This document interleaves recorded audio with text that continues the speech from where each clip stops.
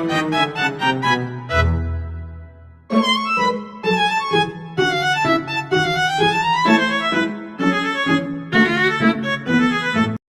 di sini yang kalau belanja atau beli sesuatu udah jarang pakai uang tunai? Pasti lebih seringnya menggunakan kris kan? Pastinya praktis, aman, dan juga mudah di zaman sekarang. Penyebutannya kris, QRIS, atau apa sih? Yang benar adalah kris. Gimana awal terjadinya kris? Perkembangan kris di Indonesia tidak terjadi begitu saja. Pada awalnya di Indonesia terdapat berbagai macam sistem pembayaran elektronik atau e-wallet yang beroperasi secara terpisah. Untuk mengatasi masalah tersebut, Bank Indonesia atau BI akhirnya mengembangkan sebuah standar nasional yang mengintegrasikan semua kode QR ke dalam sistem tunggal yang dikenal sebagai kris. Tujuan dari hadirnya kris adalah menciptakan sistem pembayaran yang lebih efisien dan mudah untuk digunakan oleh semua orang. Selanjutnya, pembayaran cash atau uang tunai. Di era digital ini, penggunaan uang cash sudah mulai berkurang.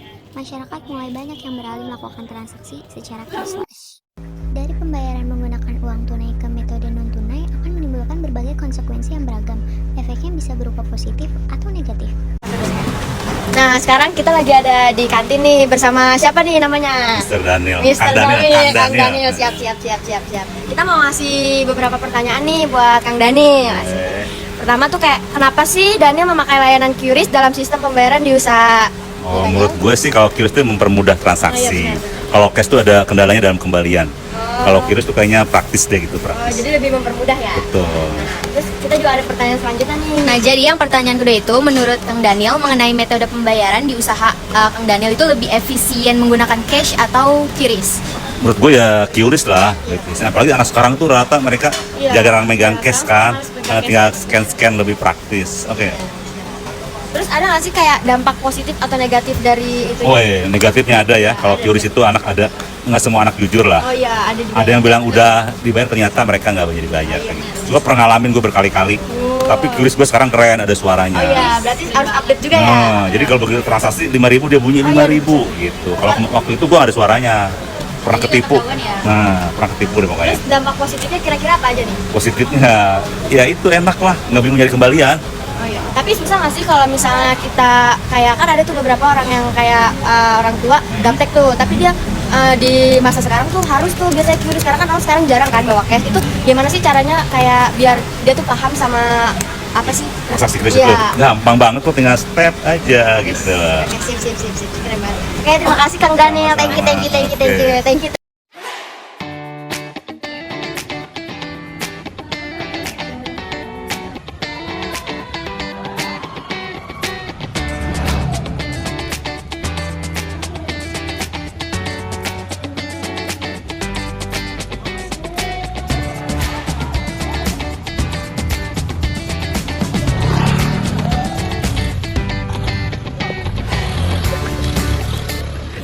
Diamonds in the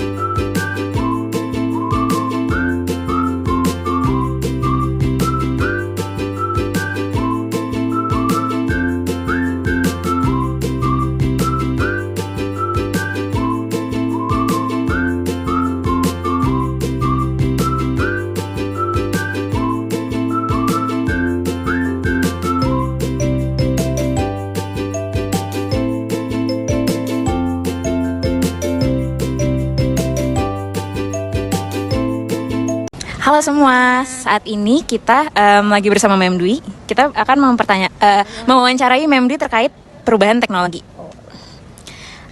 Jadi yang pertama aja ya. Boleh Mem. Jadi kita mau nanyain, kan Mem Dwi ini setiap hari kebetulan naik MRT ya, bareng aku terus. Kita mau nanya ini, apa aja sih manfaat signifikan yang Mem Dwi rasain dari adanya perkembangan teknologi di bidang transportasi, khususnya MRT yang selalu Mem Dwi naikin ini? Kalau boleh cerita pengalaman pribadi ya, saya kan tinggalnya lumayan agak suburb, agak di ujung kota yang sudah sampai hampir ke provinsi lain gitu.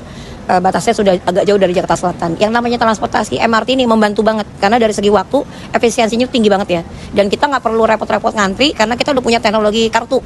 Ada yang pakai kartu langganannya mereka, saya lupa namanya apa. Kalau kami biasa pakai e-money. Nah, e-money itu yang fasilitasin bank-bank. Jadi kita pakai kartu itu tuh udah tinggal isi aja berapa tokennya. Bukan token, istilahnya token ya, kalau di luar negeri kita pakai token yang kecil-kecil. Kalau ini kita tinggal tap in.